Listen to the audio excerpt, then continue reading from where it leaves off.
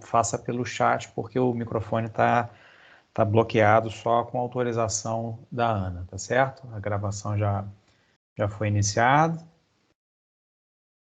Aí só estou aguardando teu ok aí, tá, Ana?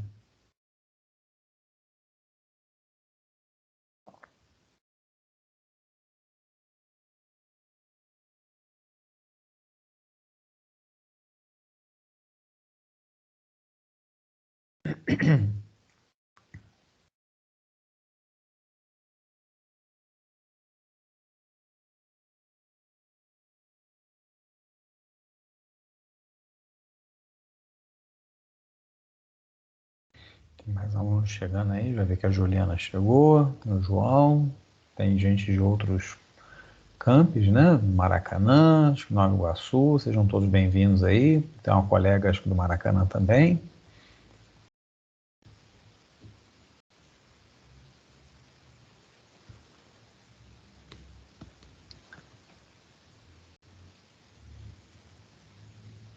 Ana, quando você quiser, você pode me avisar para a gente começar, tá? Se você está esperando alguma coisa, eu começo.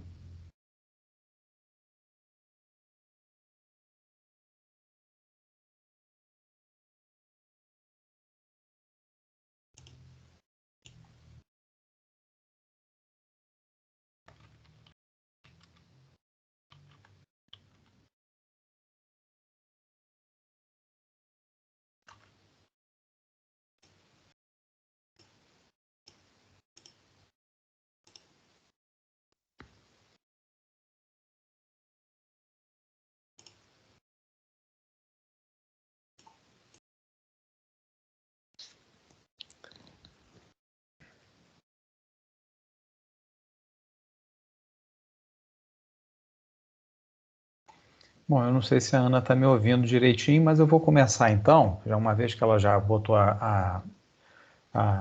aqui para gravar, né? A plataforma já está rodando. Então, primeiramente, queria mais uma vez dar uma boa tarde a todos aí, dizer que a gente está feliz de podermos participar de mais uma CPEX, né? Apesar de mais um ano trabalharmos nessa forma aí remota, né? Mas assim, é uma forma que pelo menos a gente encontrou para que ela ocorresse, e por outro lado também tem a vantagem da gente poder ter a participação aí de nobres colegas, de alunos de outros polos, de outras regiões, de outros campos, né? Então sejam todos muito bem-vindos, como também a gente participar também assistindo, eu já participei, assisti algumas palestras, algumas mesas de outras localidades, e tem sido enriquecedora essa experiência, né? Então, desejar a todos aí mais uma vez, né, uma excelente semana de extensão. Eu sou o professor Raul, sou professor aqui do curso de Física da licenciatura em Petrópolis, na atualidade, inclusive, estou na coordenação, então, precisando de alguma coisa aí da licenciatura em Física em Petrópolis, é só entrar em contato. Esse trabalho, gente, essa oficina é parte de uma atividade, de um projeto de extensão que nós temos aqui, chama Astronomia para Todos, né? Esse projeto, ele tem um planetário inflável, daqueles móveis, né? Que a gente muitas vezes levou para algumas escolas, levamos até outros campos em algumas outras oportunidades. A gente infla esse planetário e projeta, tem um projetor específico para isso, projeta o céu ali, e ali a gente dá aulas de astronomia. Então é um projeto bem interessante, que já atendeu mais de 3.000 alunos, né, aqui da cidade de Petrópolis, só que por conta da pandemia isso tudo está parado. Então, para não ficarmos sem fazer nenhuma atividade, a gente acabou migrando o projeto para fazer uma divulgação científica, que é o foco principal desse projeto, é a divulgação científica, de forma online, né? Então a gente acabou criando um canal no YouTube que está começando, a gente está criando alguns vídeos, algumas oficinas. Essa é uma das oficinas. Nós temos outras oficinas que a gente fazia no período presencial, como a construção de relógio solar, construção de relógio estelar, construção de sextante, não somente a construção, mas ensinamos os alunos a usarem e fazemos algumas atividades ali, planisfério, né, que é basicamente o que o Stellarium faz, mas é algo mais manual, né, mas não precisa de um computador, feito em cartolina. Então, assim, são vários outros projetos. Então, já fica aí o convite para, quando do retorno à presencialidade das nossas atividades, vocês também poderem participar aí de forma mais intensa, né, dessas oficinas que o projeto disponibiliza para a comunidade, tá bom? Bom, hoje a gente vai fazer uma apresentação usando um software Stellarium, que é um software que a gente utiliza, inclusive, dentro do planetário para as nossas apresentações. O apresentador dessa oficina é o Silvio, um aluno meu que é um aluno bolsista desse projeto de extensão, mas infelizmente ele teve uma dificuldade hoje e para não ficar sem ele fazer sem ter a participação dele, ele gravou um vídeo com a apresentação e eu vou passar esse vídeo da apresentação dele, mas se der algum problema, se travar o vídeo ou se tiver alguma dificuldade, a gente para e abre o Stellarium e eu mesmo faço a apresentação. E também quando terminar o vídeo, tendo alguma pergunta específica, é só vocês fazerem, porque vai ter um momento oportuno para isso, tá bom? Antes de começar a passar o vídeo aqui, vocês querem perguntar alguma coisa? Coloquem aí no chat, por favor. Bom, se não tem nenhuma pergunta, eu vou começar a passar o vídeo. Só preciso aí da Ana me dar um retorno, por favor, Ana, se está saindo o áudio, está saindo tudo direitinho, tá?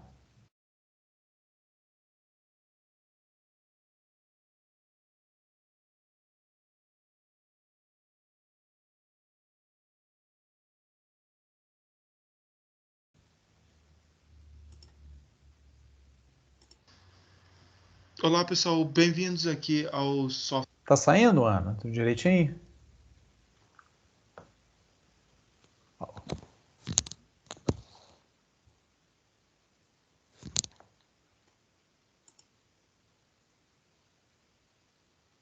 Ok, obrigado, Heitor. Stellarium. Meu nome é Silvio e esse tema aqui dessa oficina é referente à visão astronômica, né, ao modelo do Stellarium que ele oferece de acordo com certas perspectivas de certas culturas, né? Nesse caso de diversas culturas, né?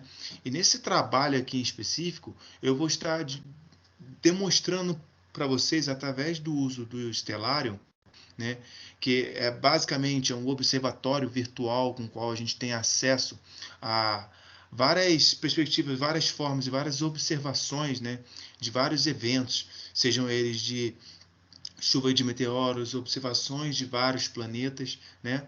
E é claro que, bem, em específico aqui eu vou estar falando a respeito de é, certas funções que ele fornece, né, e certas ferramentas para que a gente possa analisar, né, outras formas de demonstrações astronômicas, né, através de certas culturas, tá bom?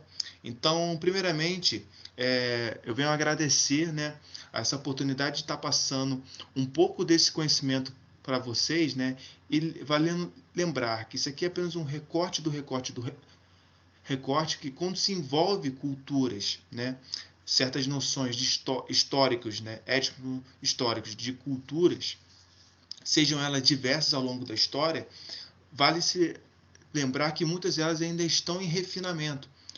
E com esse estudo aqui que eu vou estar demonstrando para vocês, né, ao longo, né, do desenvolvimento desse panorama aqui que eu vou estar dando para vocês, vocês vão estar vendo e podendo observar que vários dessas noções, dessas representações, elas ainda estão em desenvolvimento, ainda cabe-se ainda certas representações no que diz respeito ao seu significado, tá bom? Então, assim, primeiramente, eu vou estar demonstrando para vocês de forma, claro, um pouco mais direta a respeito de como é utilizado, né, e a utilização do estelário. Valendo lembrar que, bem, já existe um canal, né, que foi feito a respeito dessa iniciação científica que foi feito no semestre passado, e aqui eu, né, inclusive tem no YouTube, né, eu fazendo um panorama aqui de vários de várias ferramentas aqui, especificamente cada uma delas e qual é a função delas, certo? Então, gente, primeiramente, aqui a gente já tem algumas funções em específico que diz respeito à questão de janela de pesquisa, onde você pode pesquisar o planeta, a constelação, etc. Né?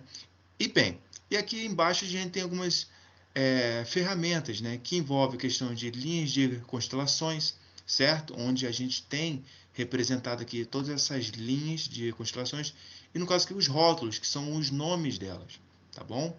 Então aqui a gente tem algumas dessas representações e também as figuras dessas constelações, tá bom? Aqui eu posso tirar aqui as linhas de constelações, a gente pode observar, certo? Como vocês podem ver, abaixo da linha do horizonte, né, tem, né, o solo, né? Então aqui eu posso ter a opção para eu retirar a superfície. Então a gente tem acesso 360, né, total aqui das nossas figuras e representações, tá bom, gente? Então, só voltando aqui um pouco, como vocês podem observar, deixa eu só voltar aqui, né? De imediato ele já traz uma representação, né, de figuras de constelações greco-romanas, como vocês podem observar aqui, certo?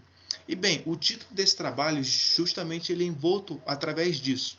Como a gente conhece necessariamente, quando se envolve questões de culturas, né, de noções astronômicas de cultura, culturalmente falando, né, de imediato ou normalmente a gente remete-se ao modelos gregos, né, de figuras de constelações gregas, certo? E nesse presente trabalho, gente, eu vou estar falando com vocês de outras formas também, tá bom? Outras culturas, as visões de outras culturas, tá bom? E bem, né, quando se fala em astronomia, né, muitos pensam necessariamente, né, em planetas e constelações, né? E se fizermos um recorte especificamente na questão de constelações, né, nós podemos abordar o que a identificação do céu, o qual muitos né, acabam se detendo a observar. Porém, a identificação do céu, né, normalmente ela fica restrita ao que? A referências e definições greco-romanas de constelações, como a gente pode observar aqui, certo? E havendo um certo desconhecimento acerca também de diferentes sistemas classificatórios, né, que ao longo do tempo, né, e em diferentes lugares, resultaram que de observações do céu feitas por diversos povos e culturas, tá? E a partir desses conhecimentos, nós também podemos interpretar e a partir desses referenciais culturais locais, o que? Descrever, nomear, também entender como essas culturas elas sintetizavam seus conhecimentos sobre os astros, né? E essa é a área de estudo que é conhecida mais comumente como astronomia cultural, que é o cerne desse trabalho aqui, tá bom? Claro que nessa perspectiva estamos utilizando o Stellarium para a gente observar, né, e também facilitar um pouco no aprendizado aqui, certo? E quando a gente fala a respeito da astronomia cultural, né, leva-nos a pensar, né, num período onde não se existia catálogos, né, e relógios para marcar, né, a passagem do tempo, como atualmente, né? E os povos, né, eles utilizavam a observação no céu para o que? Fazer uma relação, digamos assim, céu-terra, né? Assim como também o movimento desses astros e também de outros fenômenos meteorológicos sazonais, né? Que no caso é a relação entre períodos de chuva e seca e etc, tá bom? E de mudança no regime das águas também, né? Do ciclo de crescimento de plantas, das migrações dos animais, bem como também referências, tá bom? E também como referência de passagem do tempo, tá bom? Como também formas de tentar também regular diversas atividades cotidianas, né? E, bem, para esses povos, os fenômenos naturais eles estavam aqui relacionados a seres mitológicos, no caso, divindades, tá bom? De só que apenas retirar a atmosfera para que a gente possa ter apenas observação aqui do céu no cosmos, tá bom? E bem, e essa relação céu-terra, ela era realizada através da observação atenta do céu, certo? E em relação a diversas astronomias, digamos assim, o que deve ser enfatizado é que também se trata de uma maneira de partir de diferentes referenciais culturais, o que? De vermos, de descrevermos e também tentar entender sistematicamente o cosmos, tá bom? E, e também razão pela qual ainda hoje, né, povos de diversas partes do mundo também desenvolveram, né, e se utilizam, né, de uma grande variedade desses sistemas astronômicos, né? E logo mais à frente, né, eu vou estar falando a respeito dos povos indígenas do Brasil, né? Aqui, o Tupi-Guarani, valendo lembrar que o Stellarium é o único software, né, de observação, né, dos astros, né, que tem essa função, traz essa opção da perspectiva dos povos, essas representações astronômicas, né, dos povos Tupi-Guarani aqui no Brasil. Então a gente vai entendendo ao longo do tempo alguns desses estudos, né? E bem, de antemão, para a gente tentar entender um pouco como funciona essas representações, né? E como a gente tem essa possibilidade de a gente tentar entender como funciona essas culturas, né? E como a gente consegue observar elas aqui no estelário. E bem, tem essa opção aqui chamada janela de opções do céu e de visualização. E o que a gente tem aqui exatamente tem aqui a parte do céu, etc. Já está até aqui já habilitada a questão da cultura estelar. E como vocês podem ver aqui, gente, tem várias representações de diversas culturas aqui. Então a gente vai notando algumas delas aqui, em específico, né? Tem a Bielorrusso, a babilônica, a chinesa medieval, estações lunares japonesas, né? Macedônio, mongol, nórdica, no caso viking, né? Ocidental, que nesse caso já vai especificamente ao que nós já observamos aqui, certo? Que ele já vai, de certa forma, quase que automático, tá bom? E bem, primeiramente, né, como já ele é habilitado, né, nas constelações, digamos assim, ocidentais, grego-romanas, né, nada mais custa do que a gente começar por elas, né, de forma da gente tentar entender como funciona, certo? E bem, gente, várias constelações, né, elas tiveram a sua origem justificada pela mitologia grega, certo? E um dos mitos mais famosos, né, é a constelação de Órion. Se a gente observar aqui, tentar procurar aqui, né, constelação de Órion, tá ali, ó, constelação de Órion, tá bom? Provavelmente aí, como estou gravando aqui em um editor aqui, provavelmente essas imagens elas vão ficar um pouco picotadas, certo?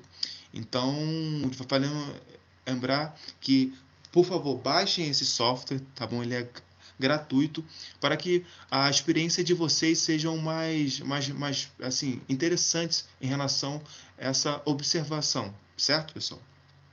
E bem, em um certo contexto histórico, né, a gente já ouviu falar muito sobre a constelação de Órion, certo? E bem, a história, né, ela traz Órion como um gigante caçador que amava Artemis, né? E ele chegou a quase se casar com ela, né? Mas Apolo, ele não aprovava nem um pouco, né, esse relacionamento, né? E bem, dentro do contexto das famílias, né, dentro da mitologia grega, né, geralmente elas são um pouco problemáticas, né? E bem, e o jeito que Apolo encontrou de separar os dois, né, foi enganando a irmã, né, para que ela fugisse de um escorpião. Que a gente observar aqui, esse escorpião aqui, né? E depois ela percebeu o engano que havia cometido, né? E Artemis pediu para que Zeus colocasse Órion, né, e o escorpião entre as estrelas, dando origem, né, a essas constelações aqui. Então a gente percebe todo esse contexto histórico dessa representação, né? E a constelação de Gêmeos, se a gente procurar aqui bem, constelação de Gêmeos. Existe inclusive a opção da gente pesquisar, tá bom, gente? Aqui, né? Então ali a gente pode observar a constelação de Gêmeos, né? que também tem sua origem entre os mitos gregos, né? Em que existia a história, né, de Polos, né? Polos e era filho de Zeus, né? Polos e Castor, né? E ambos cresceram, né, juntos, né? E com a morte do teu irmão, Polos, entristecido, pediu para que seu pai desse a Castor o mesmo direito à imortalidade, né? Para que pudessem ficar para sempre juntos, esses irmãos. E com a intenção de deixá-los para sempre unidos, Deus os transformou na constelação de Gêmeos, né? Então a gente tem um pouco dessas figuras, exemplo da Ursa maior e Ursa menor, né? Que são representadas dentro desse panteão, né? Que se embasa, né? Dentro do mito de Calisto, né? Que era uma jovem considerada bela, né? E também uma jovem caçadora, né?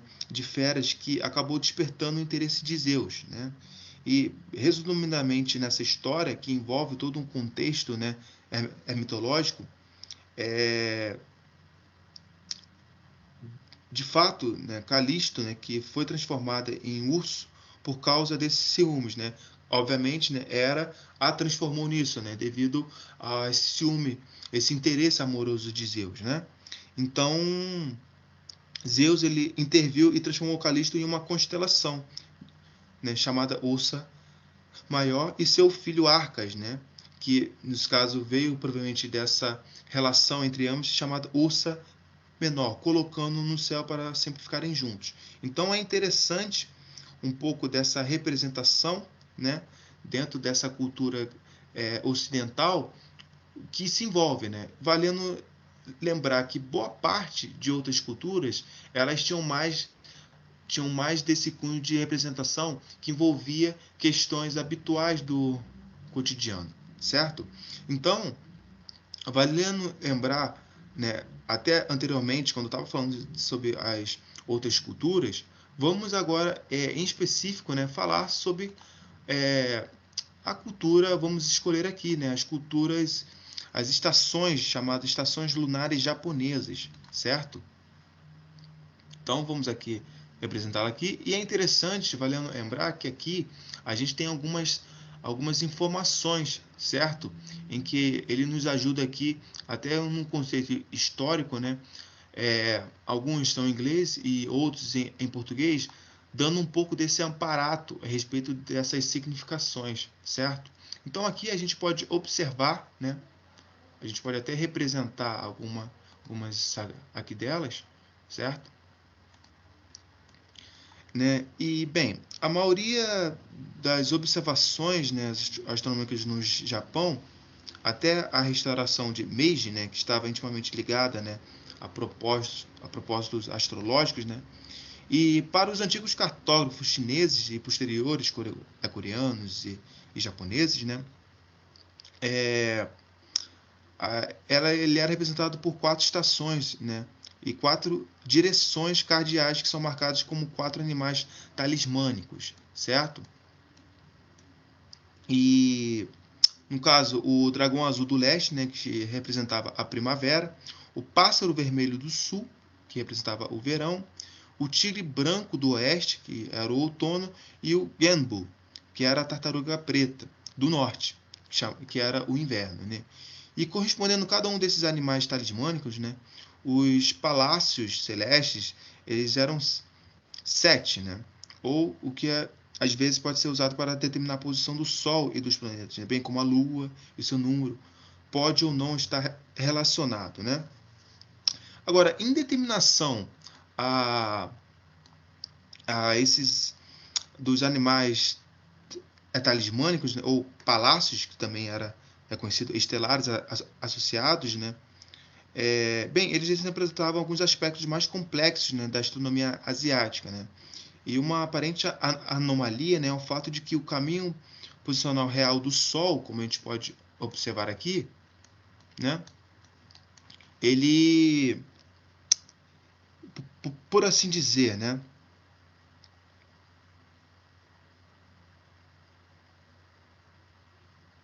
o caminho posicional real do Sol, ele parece se mover na direção contrária, oposta, né, a, oposta às oscilações sazonais, né, de primavera e outono, né? E alguns cientistas, né, eles argumentam que isso é devido aos animais, né, terem sido criados cerca de 17 a 18 milênios atrás, né? No caso que seria a precessão que criava essa anomalia. Mas isso realmente não explica o aparente movimento para trás, digamos assim, do Sol, né? Como a gente pode observar aqui, certo? E de acordo com alguns cientistas, os animais talismânicos, né, associados provavelmente foram usados em conjunto com a direção para a qual o cabo da Ursa Maior, frequentemente chamada, né, de as sete estrelas do norte da China, né, Coreia e Japão, ela apontava para o quê? Os equinócios do solstício, né? E antes da era cristã, né, quando chamada de suco, né, toda essa estrutura, né, foram criados, a Ursa Maior não parecia se fixar, né, porque eles tinham uma posição relativamente mais alta do que agora. Então, como a gente pode observar, tanto da cultura japonesa quanto da cultura chinesa, né, obviamente elas têm as suas individualidades, boa parte desses estudos delas foram sendo perdidos ao longo do tempo, né, em relação a certos contextos mitológicos, certo? Então, como a gente pode observar aqui também, né, dentro dessas opções, referente à cultura chinesa, por assim dizer, vamos observar aqui, olha quantas informações aqui, né? E bem, né, a cultura chinesa, ela preservava, né, um dos mais detalhados, e preservava, no caso, um dos mais detalhados conjuntos de dados, né, observacionais do céu antes do século XVIII, né, quando a astronomia ocidental começou a fazer descobertas, né. E bem, dentro desse amparato todo, o que a gente pode observar aqui é que, de acordo com o contexto histórico, né, a astronomia chinesa, da China, né, assim como também da Mesopotâmia, né, ela foi essencialmente religiosa e astrológica, tá bom? E, de certa forma, há uma certa dificuldade em reconstruir todo o conhecimento astronômico chinês, pois no ano 213 a.C., todos os livros eles foram queimados, né, por decreto imperial, né? E o que existe de mais antigo em matéria, né, e astronomia remota, ela acaba remota-se, né, no século 9 antes de Cristo, né, no qual os chineses, né, eles previam eclipses, pois, né, conheciam essa periodicidade, né, usavam um calendário, né, de 365 dias, né, e deixaram registros, né, de anotações precisas a respeito de cometas, meteoros e meteoritos, né, desde 700 anos antes de Cristo, né. E mais tarde também observaram, né, as estrelas que agora chamamos de novas. Então vocês percebem como dentro da cultura chinesa também a gente tem todas essas informações e todos esses dados que eles já tinham antes mesmo da cultura greco-romana, né? A chamada cultura ocidental, ela começar a engatear, eles já estavam extremamente avançados, certo? Então a gente tem todos esses dados aqui, todas essas representações, tá bom, pessoal? E bem, mais uma opção aqui, a gente pode ver como uma das opções aqui, vamos tentar a cultura egípcia. Será que encontramos aqui? Aqui. Temos aqui a cultura egípcia, certo? E bem, valendo lembrar também que aqui a gente tem certas representações aqui. E como vocês podem observar, existe a opção de figuras de constelações.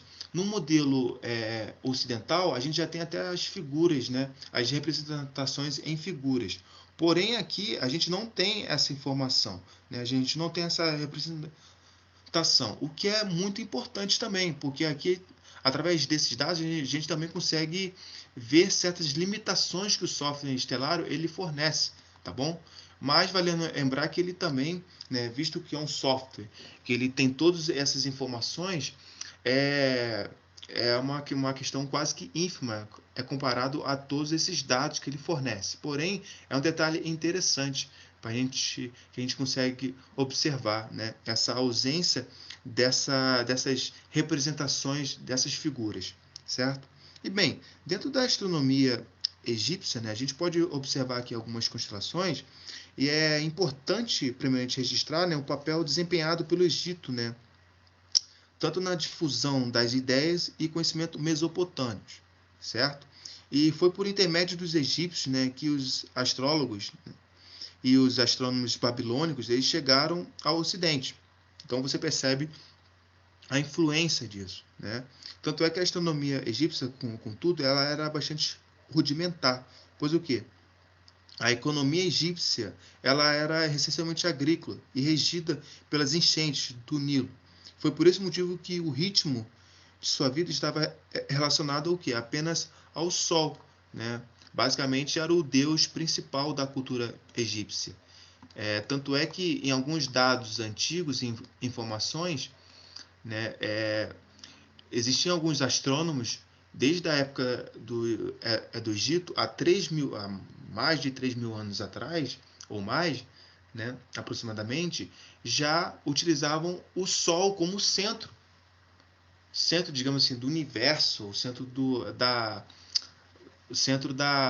sistema solar, digamos assim, né?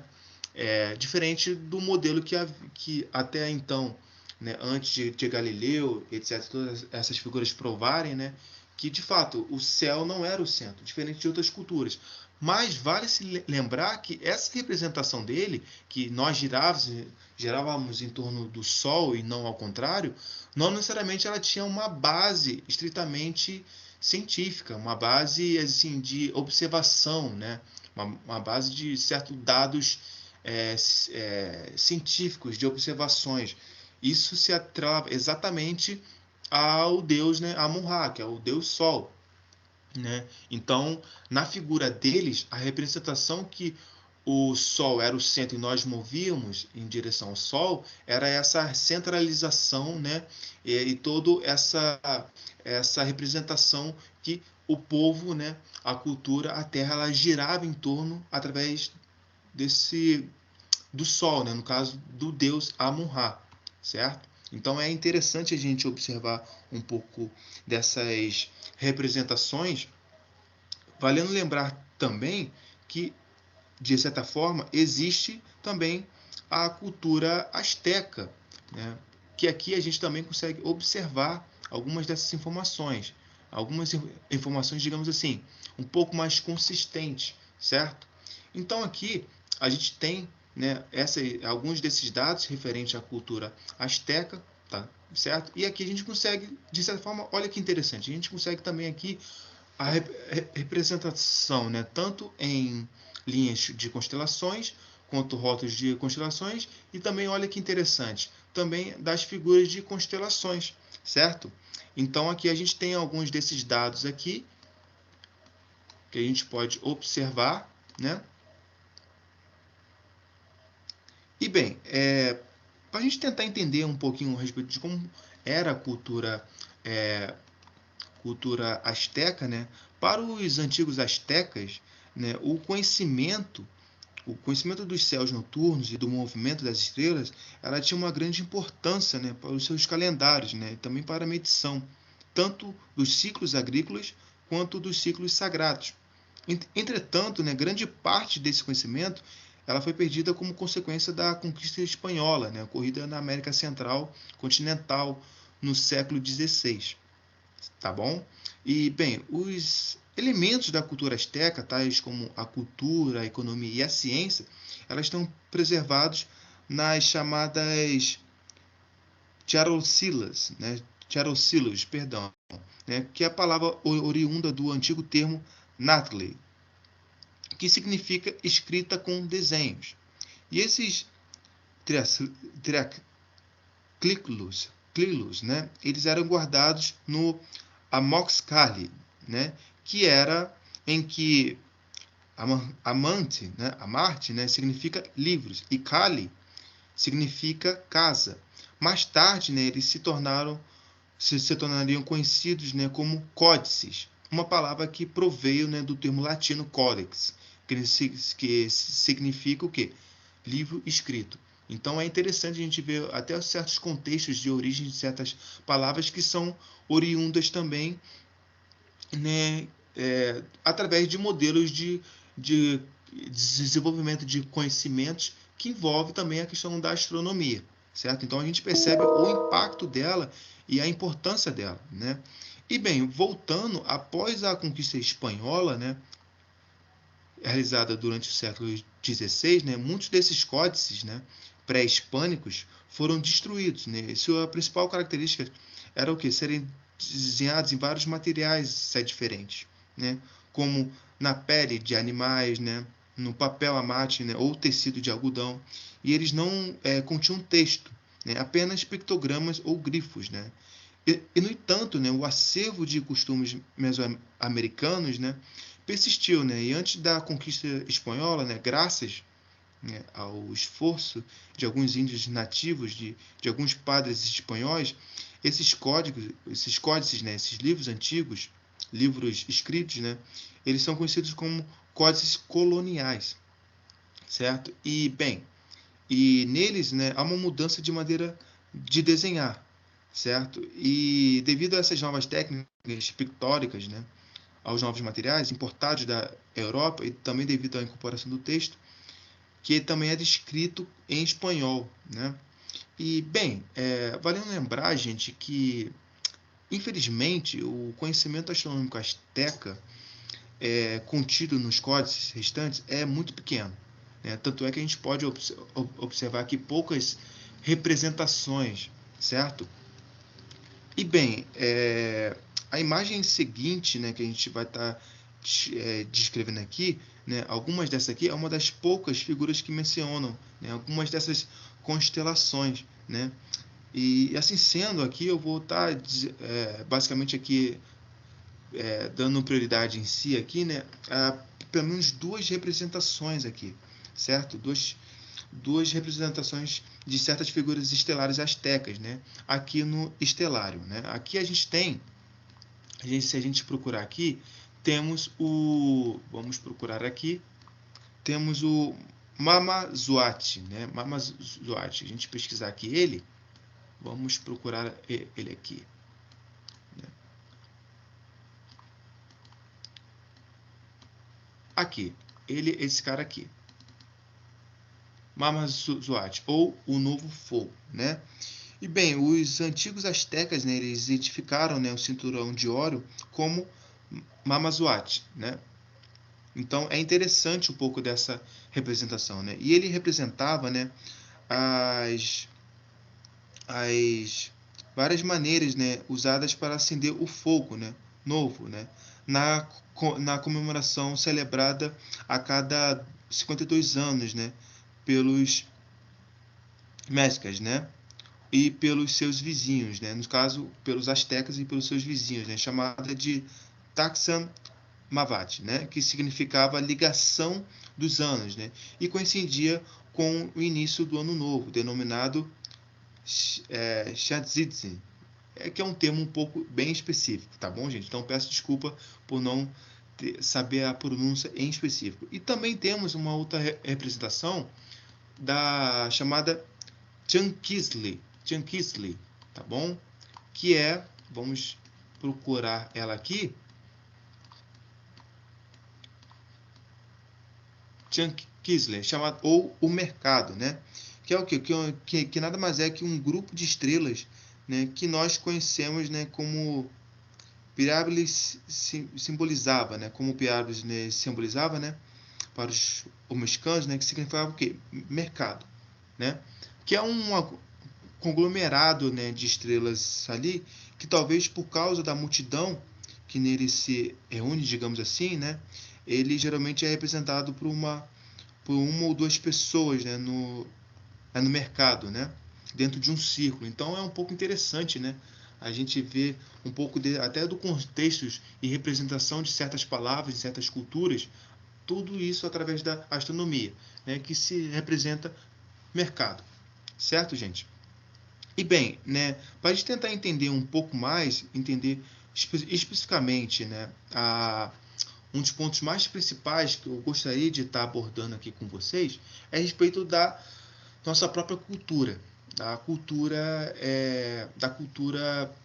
indígena aqui no Brasil, que foi até um tema que foi levantado, né, através dos estudos feitos no estelário, valendo lembrar, né, que o estelário ele é ele é o único software, digamos assim, que possui essa representação dos povos indígenas brasileiros, os povos Tupi-Guarani, né? Como a gente pode observar aqui. Tupi-Guarani, certo? Então aqui existem algumas dessas representações aqui, como a gente pode observar, certo? E, bem, temos aqui a representação da constelação Anta do Norte, né? Vespeiro, Queixada de Anta, né? Também aqui, Veado. Então, como a gente pode observar, Ema Branca, né?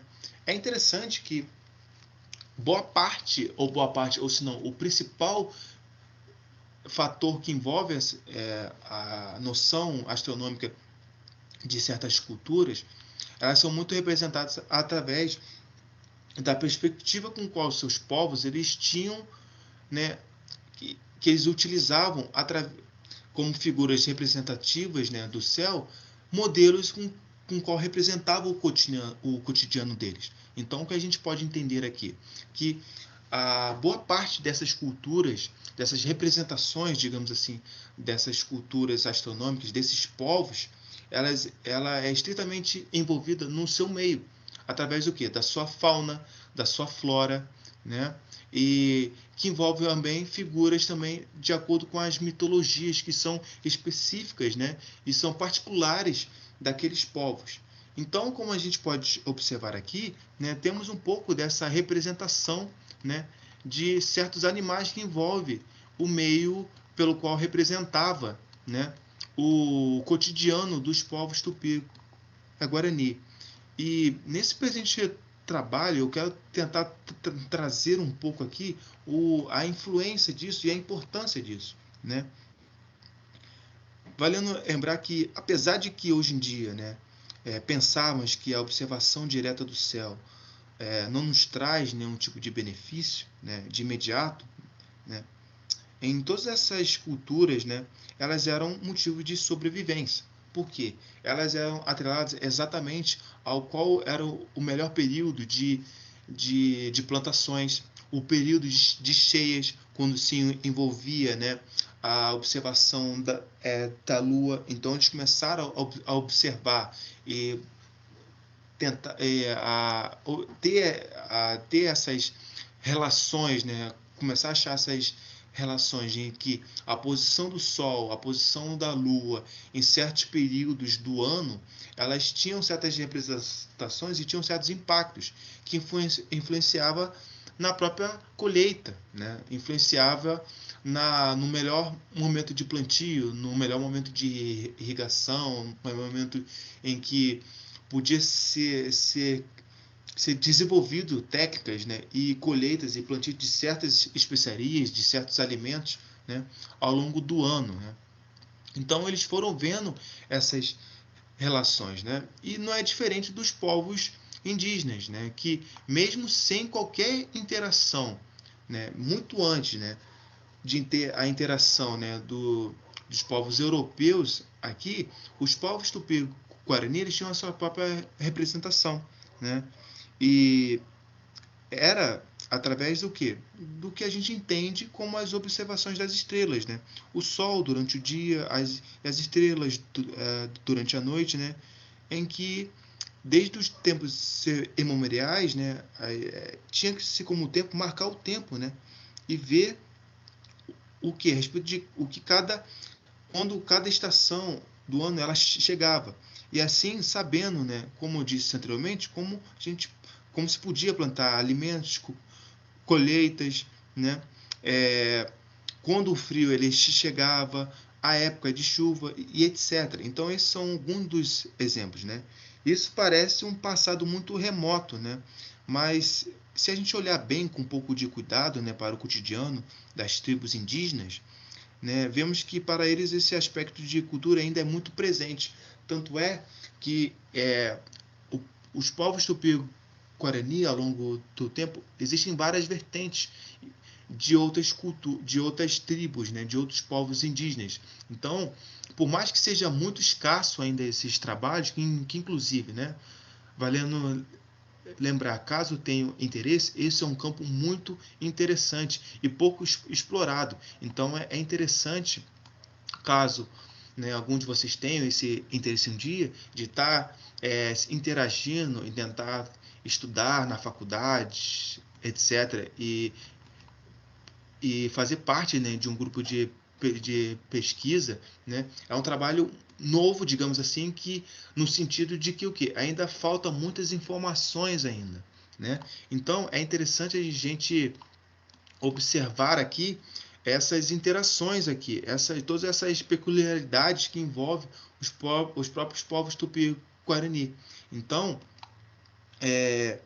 apesar de serem muito diferentes dentre si, né, em relação aos povos indígenas, como os Tupi-Guarani, etc., entre vários outros, né, que são intrínsecos e específicos, né, todas essas diferenças étnicas das famílias indígenas têm em comum, né, em relação que toda a sua organização social e algumas vezes física também, né, como a disposição das ocas, né, a marcação de pedras ao redor do seu território, etc., ela parece ter algum fundamento na observação do céu, né?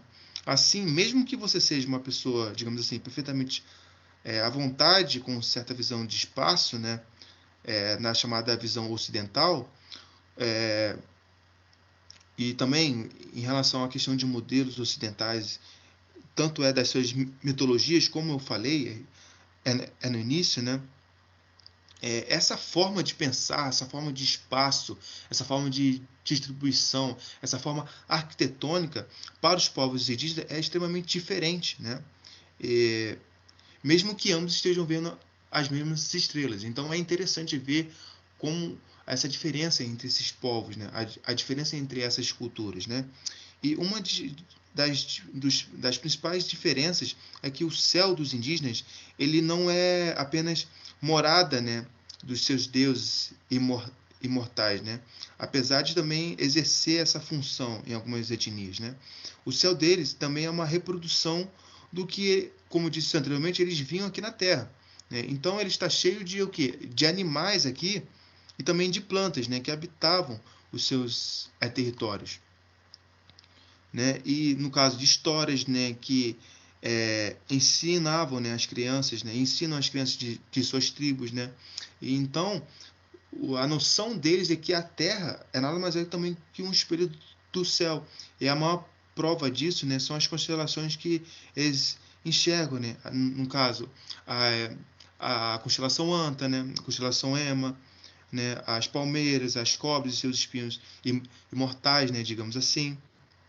Então, ao contrário das constelações que usualmente nós observamos, né, no modelo greco-romano, no modelo ocidental especificamente, né, as constelações indígenas elas nem sempre são formadas por desenhos feitos pela união de estrelas. Se lembra quando eu falei anteriormente que vários modelos astronômicos, né, também eles não necessariamente eles eram atrelados justamente apenas à junção das estrelas? Diferente aqui, né, muitas das constelações indígenas elas são formadas pelo contraste, né, entre as partes escuras e as claras, né, da Via Láctea. Logo, o que a gente entende, né, como Via Láctea, digamos assim, na perspectiva deles é um pouco diferente, né? E uma faixa esbranquiçada cortando o céu, né, também se difere, né? Em que ajuda também, se a gente ver bem aqui na formação do desenho. Então eles utilizaram aqui algumas dessas informações também, essa observação para também ajudar, né?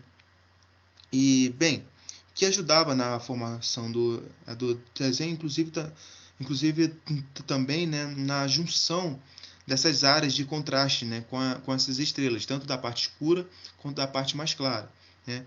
Então, dessa forma, né, as constelações indígenas são um pouco mais, digamos assim, intuitivas do que as ocidentais, porque elas representavam não apenas a figura de deuses, também representava figuras do cotidiano, né? Valendo lembrar que várias dessas informações elas ainda estão em desenvolvimento, elas ainda estão em estudo, né? Como eu disse anteriormente, vários desses dados eles ainda carecem de várias informações. Assim como a gente pode observar entre figuras de outras mitologias, né, de outras culturas, onde existe essa ausência, certos dados, né, que foram sendo perdidos ao longo do tempo. O interessante é que aqui o Stellarium ele traz um pouco desse recorte e sintetiza um pouco desses dados. Por isso o Stellarium ele é um software tão interessante, tão importante, né, nessa observação, né, do céu, né, com todas as suas especificidades, né, com todas as suas junções, os seus planetas, suas estrelas, as suas constelações, seus exoplanetas, os seus asteroides, seus cometas, que também aqui pode ser observado. Então, o Stellarium ele traz todo esse aparato aqui e ele nos fornece essas informações. E valendo lembrar, pessoal, que também aqui existem várias outras informações e várias outras perspectivas, né? A gente pode ver aqui na China medieval, olha quantas figuras aqui elas são representadas, olha quantas constelações. Então, assim, existem muitas informações e muitos dados aqui que vocês podem ficar à vontade em estudar, né?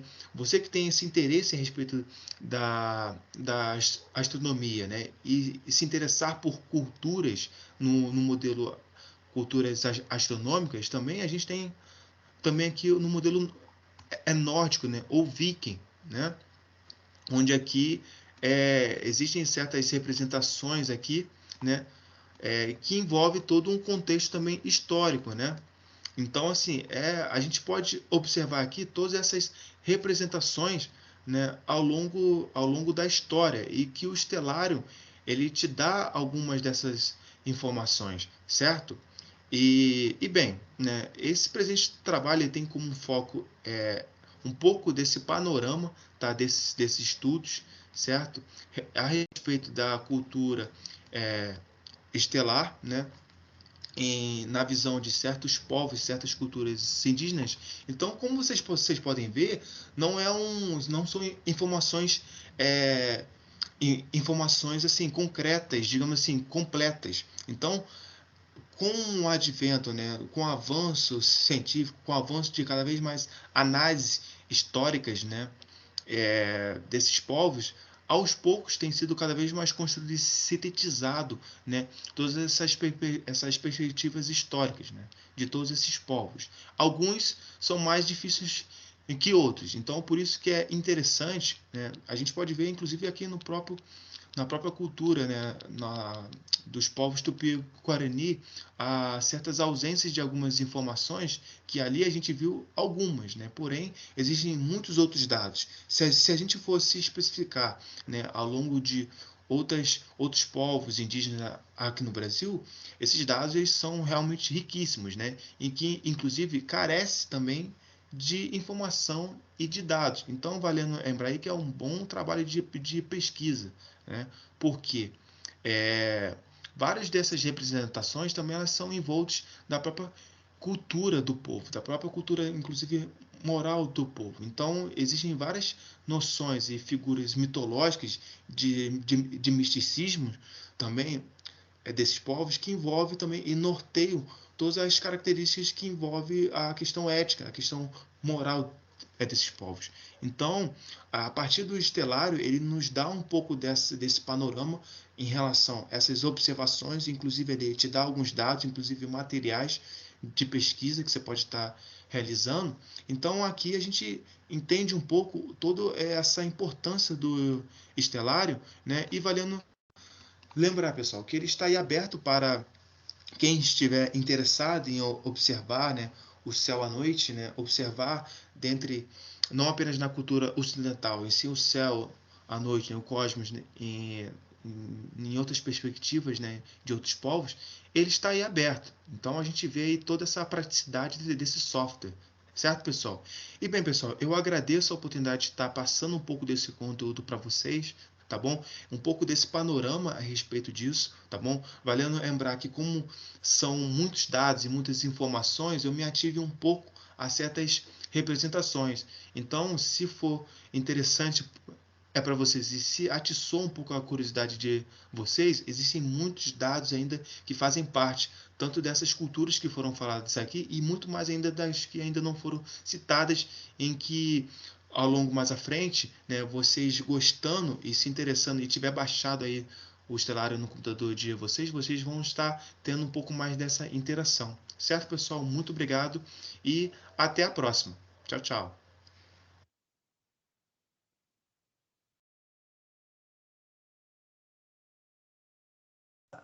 Já que está registrando aqui, né, está gravando esse encontro, queria deixar o agradecimento aí ao Silvio pelo trabalho dele, né, pela gravação, ainda que por conta de problemas pessoais ele acabou fazendo essa gravação meio corrida, mas mesmo assim dá para ver que ele domina o assunto, é um aluno muito dedicado, tão dedicado que ele queria fazer até o trabalho dele de conclusão de curso, TCC, em cima dessa parte de cultura indígena brasileira, queria ir para meio de tribo indígena, entrou em contato com um antropólogo, com gente para ajudar numa coorientação, mas aí veio a pandemia e acabou atrapalhando tudo, né? Mas ele é um aficionado dessa parte aí de culturas e dar os parabéns a ele aí apesar de toda a dificuldade que ele teve para gravar esse vídeo, mas assim, ficou numa qualidade muito boa em termos de conteúdo, né? Bom, eu queria só complementar algumas coisinhas muito rápidas, não vou nem abrir o Estelário não, a menos que vocês tenham alguma dúvida específica sobre o Estelário, eu abro, né? Mas eu só queria fazer um fechamento com as seguintes ponderações. Bom, primeiro é o seguinte, eu não sei se vocês perceberam, mas a astronomia é a mais antiga das ciências, exatamente porque os povos primitivos, eles lá atrás, eles tinham uma demanda, uma necessidade de dar sentido para o mundo, não havia livros, não havia sido inventada sequer a escrita. A astronomia é mais antiga que a escrita. O que se tem de registro astronômico, em grande parte, eram desenhos, né? Mas não tinha alfabeto como a gente concebe nos dias de hoje, né? E esses povos antigos acabaram por uma necessidade dupla, uma necessidade, primeiro, de dar sentido à existência, né, de onde viemos, por que estamos aqui, por que o mundo funciona desse jeito, por que tem sol, por que tem claridade, por que tem noite, por que está iluminado, daqui a pouco escurece tudo, aparecem outras coisas brilhantes no céu, de onde vêm eles, né, que luzes são essas? Isso angustiava a humanidade e todos os povos, sem exceção, eles deram explicações sobre isso. E assim surgiu a astronomia e surgiu também a observação de padrões na natureza. E com essa observação de padrões foi possível, então, criar calendários, criar essa forma de entender quanto tempo a gente tem de claridade, as primeiras grandezas da física, né, como tempo, como espaço, localização, isso tudo foi sendo desenvolvido por causa da astronomia. Então, assim, a matemática se desenvolveu muito por causa da astronomia. A história, de certa forma, o registro, a necessidade de registrar para saber a época de plantar, a época de colher, o próprio desenvolvimento e a invenção do alfabeto se deve, em grande parte, à astronomia, porque assim, comunicação verbal era o que tinha, era o que dava conta para o dia a dia, mas para você saber se planejar quando plantar, quando colher, havia necessidade de registros. Então, de certa forma, a astronomia motivou o surgimento, por exemplo, de alfabetos, para criar códigos de registro e códigos de comunicação para gerações futuras. É, Existem alguns estudos que falam, por exemplo, que a didática foi inventada pelos primeiros astrônomos, porque eles precisavam, não é astrônomo como a gente concebe hoje, num sentido mais científico, né? Eram os observadores dos céus. E eles precisavam passar todo aquele conhecimento para os mais novos. Então, eles criaram essas histórias, deram nomes, inventaram imagens nos céus, juntando os pontos brilhantes, né, que são as constelações, e criaram histórias ali, usaram arte para poder passar para as gerações mais novas. Por isso que tem muita história, né? História, era o recurso que eles tinham, né? Eu estou falando história com E aqui no sentido de fábulas, de mitos que foram criados ou apropriados da cultura para poder conseguir dar conta de transmitir toda aquela informação para gerações mais novas. Então, assim, a didática, a matemática, o uso das artes nas ciências. Não tá, hoje a gente pensa como entidades tão distantes, né? A ciência das artes. Na realidade, a astronomia juntou as duas lá atrás porque havia uma necessidade. E olha que coisa legal, né? Eles, para ensinar localização, geolocalização, observação pelas estrelas, eles criaram histórias, botaram mitos, tinha serpente, tinha gente, tinha morte, tinha traição, né? Eram coisas que são... Eram coisas que todos gostavam, todos nós gostamos até hoje de histórias, e são coisas universais, né? Enfim, devemos muito à astronomia. Mais para frente, as grandes navegações só foram possíveis por conta desses inventos, dessas descobertas, das identificações dos padrões, né, da natureza, para poder se localizar pelas estrelas, para entrar no mar sem referenciais claros, né, a não ser aqueles que o céu fornecia, para que eles pudessem navegar. Então, se não fosse a astronomia, o Brasil estaria todo mundo pelado, seríamos índios ainda, né? A cultura europeia, para bem ou para mal, não estou dando valores a isso, né? Nem tecendo nenhum tipo de comentário, só estou falando do fato, né? Os navegadores só chegaram aqui porque havia uma tecnologia disponível para isso. Então, assim, mais para frente, os padrões também universais, antes se media por partes do corpo, né? Era polegar, era palma, era pé, era côvado, né? Que era a distância do cotovelo até a ponta aqui, e era sempre do rei, e aí o rei morria, tinha que fazer um novo sistema de medidas. Com a astronomia foi permitido inventar, por exemplo, o sistema métrico, foi desenvolvido a matemática, exatamente, ali que alguns vinham do norte do Equador e se orientavam pela estrela polar, sim.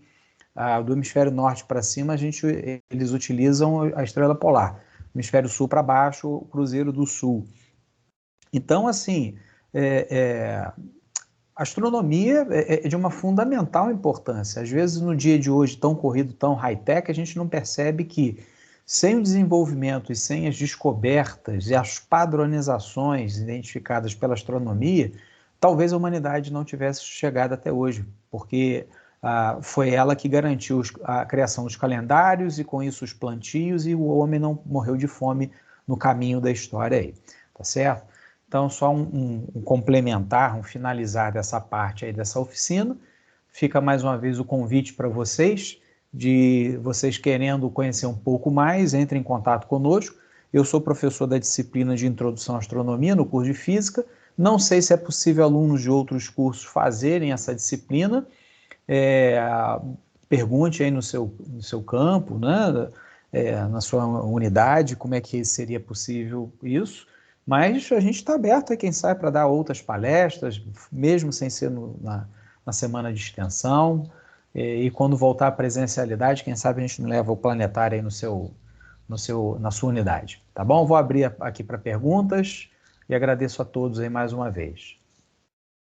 A Ana Carolina colocou o link aqui para formulário de presença, tá, gente? Só para lembrar vocês aí.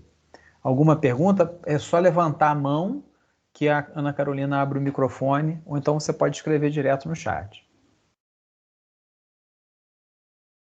A Juliana está animada. A Juliana é minha aluna lá da Introdução à Astronomia. Eu liberei todos os microfones, então podem só abrir. Tá ok.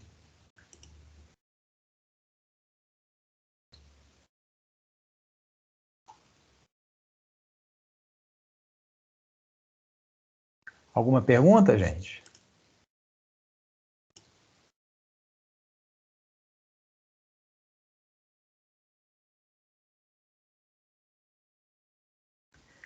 A gente fica sempre, a Juliana botou aqui, é muito incrível, professor, a gente fica sempre limitada a uma história só, né? Que é a história ocidental que você está falando? Eu estou entendendo que seja isso, mas se for isso, eu concordo. É isso mesmo, professor. Pois é. a gente só escuta o lado da história ocidental porque foram os que dominaram o mundo, né? A cultura grega, greco-macedônica, dominou o mundo durante muitos séculos, que acabou influenciando a cultura romana, que por sua vez dominou por mais de 500 anos aí na Europa, mas o domínio romano, mesmo com a sua queda, né, no ano de 476, acabou a cultura sendo espalhada de forma, ficou ali presente, né, em grande parte pelo cristianismo e tal, mas acabou que se tornou a cultura predominante. Mas é interessante a gente perceber que, por exemplo, os nossos índios aqui, né, dentre as várias tribos, né, por exemplo, foi citada aqui a Tupi-Guarani, tem outras tribos, tá, gente? Mas foi citada a maior. Eles tinham a sua própria astronomia, que era isso, inclusive, que o Silvio queria estudar. Ele queria ir lá no meio de uma tribo lá para identificar como é que era, qual era a física, qual é a astronomia do índio, né, em termos de observação do céu, como é que ele sabe quando é época de plantar, de colher, o índio brasileiro, onde ele aprendeu, o que isso influenciava no dia a dia dele. E tem muitas histórias ricas, né? Você vê que os chineses já tinham calendário, já tinham um ano solar com 365 dias, muitos anos, muitos séculos antes, por exemplo, dos europeus. Né? A gente fica com essa ideia de que a cultura europeia é a cultura mais inteligente, que a gente é menor, que a gente é mais burrinho, vamos colocar assim, em português bem claro, né? A gente fica com a sensação que os europeus são muito inteligentes e os povos do sul, os indígenas, os africanos, são os que têm menos valia no sentido intelectual. Na realidade, essa ideia ela se desmonta quando a gente estuda a história da astronomia. A gente vai estudar na história da astronomia, principalmente, que a grande parte da matemática se desenvolveu na África. Então, essa ideia de que na África só tem gente morta de fome, gente pobre, ela se desfaz. É verdade, hoje em dia, na nossa cultura, existe muita gente que passa dificuldade, passa fome, como também passa fome nos Estados Unidos, para ter gente que passa dificuldade na Europa também, tá? Passa menos, mas passa.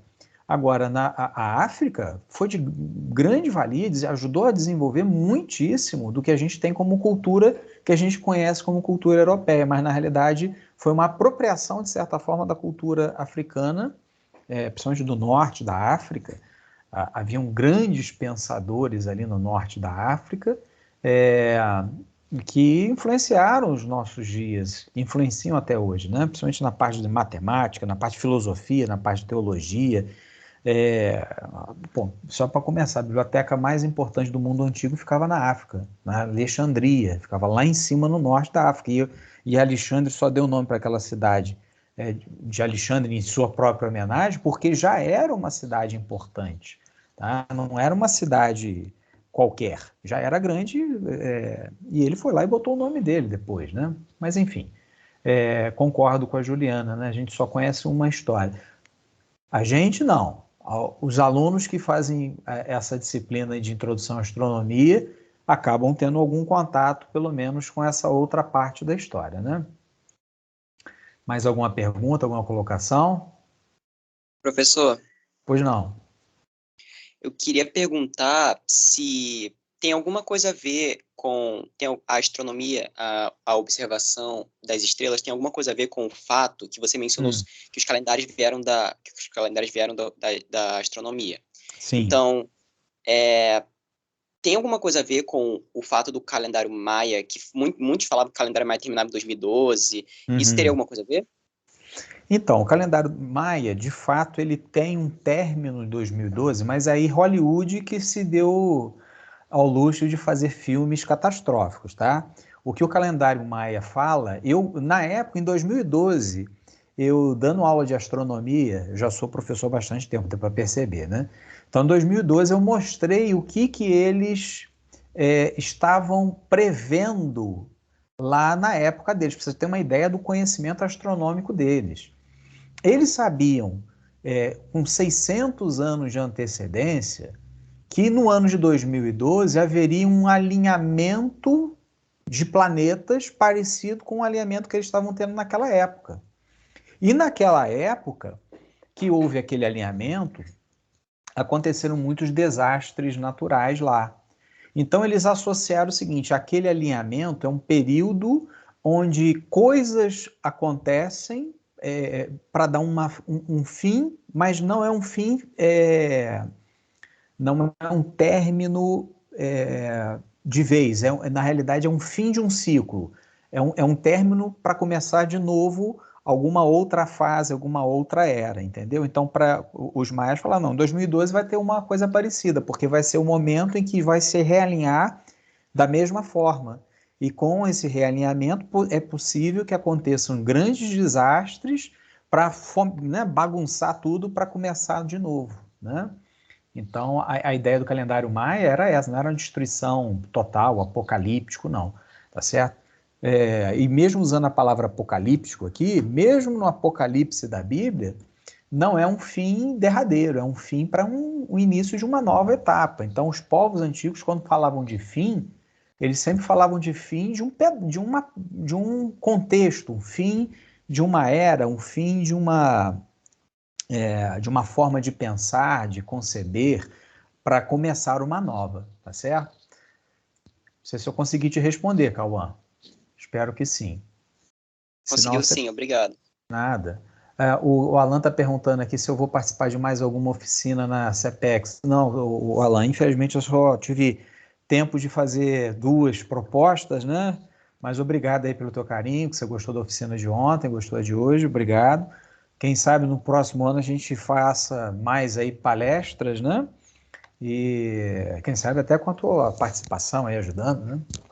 Mais alguma pergunta?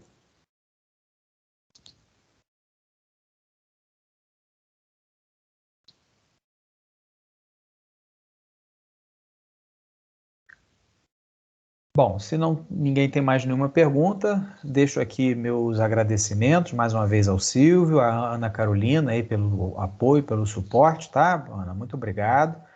Obrigado a todos vocês aí que tiveram a paciência de esperar até o final, né? Boa semana de extensão para todos aí, boa CEPEX, e aproveitem aí que tem muita coisa boa, muita oficina, muita palestra legal para vocês aproveitarem, tá bom? Aos alunos aí que estão aí no curso de astronomia, como a Juliana, não sei se o João também é da astronomia, ou já foi, né? Já passou, não lembro. Eu coloquei aí atividade lá na turma de vocês. A Juliana já está liberada que ela participou das 2 oficinas, né? Mas quem não participou vai ter que assistir depois de qualquer jeito, né? Então, um beijo a todos aí. Fala, Juliana. Não, era só para falar, me dei bem. Pois é. Já participou da aula de noite, né? Porque a parte da aula era assistir. Tem tudo a ver, né? Essas 2 oficinas com o que vocês estão estudando lá. Então, um beijo, gente. Sim, Um abraço. Foi muito legal, muito legal. Que bom. Beijão. Bom final de semana para todos aí. Obrigado, Ana. Nada, eu que agradeço. Foi ótimo. Obrigado. Tchau, tchau, gente. Tchau. A gravação vai ficar salva aqui no chat, caso depois alguém queira assistir. Ótimo. Obrigado.